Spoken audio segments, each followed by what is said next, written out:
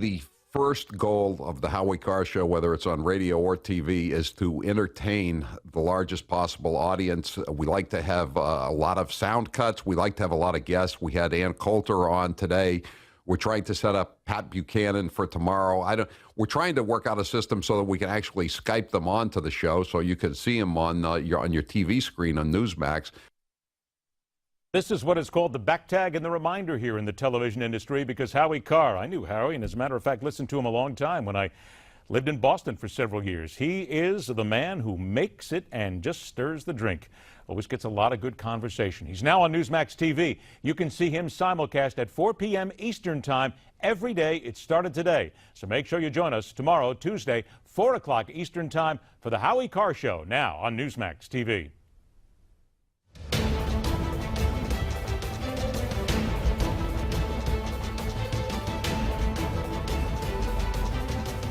If we get cheated out of a win in Pennsylvania, which is such a vital state, especially when I know what's happening here, folks. I know she can't beat what's happening here. The only way they can beat it, in my opinion, and I mean this 100%, if in certain sections of the state they cheat, okay? Okay. We are of late awash in talk of how the general election come this November can be fixed. Altered, worked, rigged, if you will, despite the fact that to alter the outcome of a national election of this size and importance would be virtually impossible and potentially take millions of people and even more hundreds of millions of dollars. Maybe.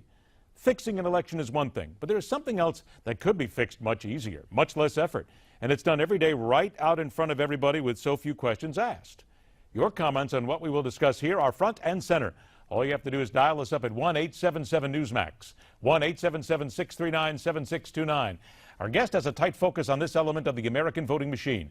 He is the CEO of Edgeworth Economics and author of Everydata, the misinformation hidden in the little data you consume every day. Welcome, Dr. John Johnson, to the Hardline. Dr. Johnson, thanks for being here. Let's go ahead and get to work and talk some numbers, if you will. First of all, I want to show everybody some basic numbers here from the states that are coming in. Monstrous margins that we have seen right now that really seem to be almost too incredible to believe. What Donald Trump has and what Hillary Clinton has. Donald Trump in Idaho up 21, up 24 in Oklahoma, up 27 in West Virginia. Not a lot of electoral votes there. Meantime, Hillary Clinton monstrously 22 points in California, 17 in New York, some say 30, and 30 points in Massachusetts. Is it not fair to say that, just to go ahead and begin the discussion here, that every poll, no matter who it is, no matter who does it, no matter how they do it, it has an element of uncertainty into it. It is not scientific, and we need to keep saying that over and over again? Well, look, it is absolutely the case that every single poll has what we call bias. I wouldn't call it unscientific as much as I would say the way the questions are asked, the way the surveys are conducted means that certain things will swing the results potentially, sometimes small ways, sometimes in large ways. Now, the states you just mentioned are sort of traditional Republican or Democratic states. And although those numbers are very large, those particular states are states that traditionally have gone either Republican or Democrat. They're rarely considered what we call the battleground states. So they're interesting, but the ones we really want to watch closely are the other states that are closer and seem to see the spreads are growing. Why should we be so concerned about the rigging of a poll when, in essence, it's only opinion, it's only a snapshot, it's asked of a very specific group of people with a specific question, and as voters, don't we have the opportunity to listen to them, not to listen to them, but in the same breath, do our homework and find out if they're real, if they're true? I think that's absolutely right. I mean, what I always talk about when I talk to audiences about polling is that the polls are providing information, but it's incumbent upon the voter to figure out what they believe and what they don't. There are some simple things that even if you're not particularly love statistics or polling, you can still look at things like what are the types of questions that are asked, or who are the people that were surveyed, the number of people that were surveyed in these polls. So I think the other thing to be really careful about is look for what we call outliers, the polls that look very, very different with their results than every other poll. I think one of the things that's striking right now is so many of the polls are kind of moving in the same direction, both the national polls and the state polls, showing fairly significant leads for Hillary Clinton. That should actually give us some comfort about the state of the race because they are consistent, but that doesn't mean we should just completely abandon common sense. We should just take them at their face value. We still have to look closely at them to make sure we understand what the assumptions are and how they're being constructed. One of my favorite sayings is always common sense is not as common as we would like to say sometimes. And you also use the word assumptions in there, which my grandfather always taught me meant something very special. Now, when we talk about where the polls come from, is it not fair to say, for instance, here's the LA Times, the Los Angeles Times, a major market newspaper in the second largest market in America today, with their head-to-head polls from August to July. We go right down the line here, and they show that Donald Trump is fading fast because now they have him down 4% to Hillary Clinton, when at one point he was up by 7%. Is not it fair to say that when you have the Los Angeles Times, the New York Times, the Dallas Morning News, the Chicago Tribune, the various universities, the major polling outlets who've been doing this for a long time, that while people may not agree with them, you're more likely to be able to trust them than some of these outliers and websites we have out there who, simply put, haven't been doing it very long? Yeah, I completely agree with that as well. I mean, the LA Times is a great example. There's a poll that actually had consistently had Donald Trump up and had his sort of generally a little bit of a skew towards a Republican bias. And the fact that that poll over the time you just showed has now shows a Hillary Clinton lead, that's the kind of thing I say looking at the trends. A really good thing your viewers can do to help educate themselves is that when you think about what's going on in the race, look within the same poll and the same polling organization. So if you are interested in the LA Times poll, look at the LA Times poll over time. Look at the USC poll, look at the Rasmussen poll. See what the trends are doing in those polls. That's a very good way to see. That way you're not combining different survey methodologies. You know, USC does it one way, Rasmussen does it another way, Quinnipiac a third way. As I said, the striking thing right now, and you just mentioned this, they're all breaking the same way.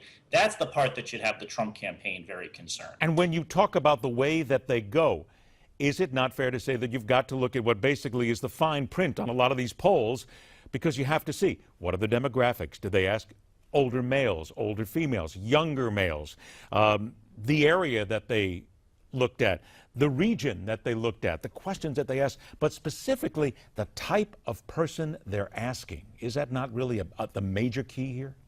Oh, absolutely. Because what the point of a poll is, you know, one of the powerful things about the science of statistics is we can actually look and represent the views of a very large number of voters, you know, trying to get at the 130 million voters. You know, the ultimate poll is election day. But with these sampling and these surveys, you're basically looking at 1,000 or 500 voters. And so in order for that to have any real meaning to us, it has to be representative of the broader group of voters. So there the key really is, who did they ask?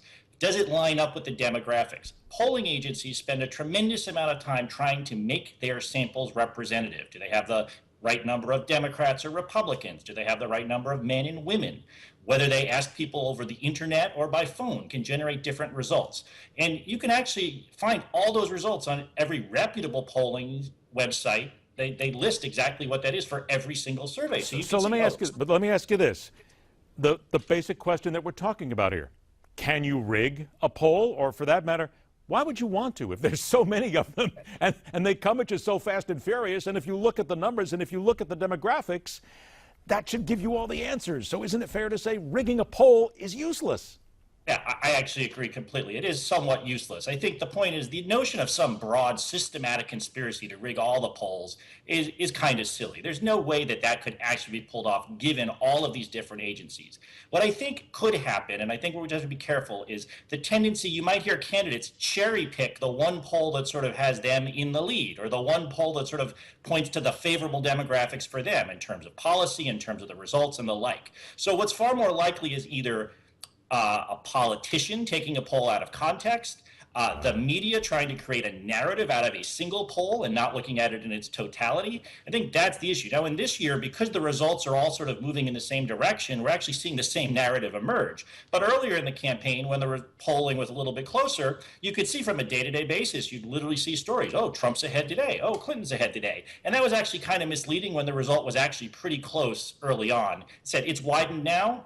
But even this far out, polling historically still at 80 days out is still not really on the mark. Over the next 2 to 3 weeks, if these polls don't change, you can begin to be a lot more confident that the result is going in this direction. It's not scientific. We need to say that over and over again. Real quick, Tom is in Beaumont, California. Tom, I only got 20 seconds. Tell us, do you believe the polls?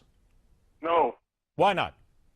because God knows everybody's conscience, and he's going to intervene because we are Gentiles, and if we forget Israel, we will lose. Okay, I appreciate that. Thanks so much. Goodbye. Well, one way or another, you're going to get somebody in there to tell you exactly who to vote for.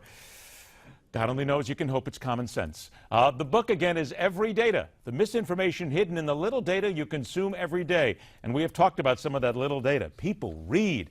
Dr. John Johnson, a pleasure, my friend. Thanks so much for joining us and putting, oh, wait a minute, there's those words, common sense again, to a little bit of the discussion. My goodness, I don't know how we're going to do that. Thanks a lot, Doctor. We appreciate your time.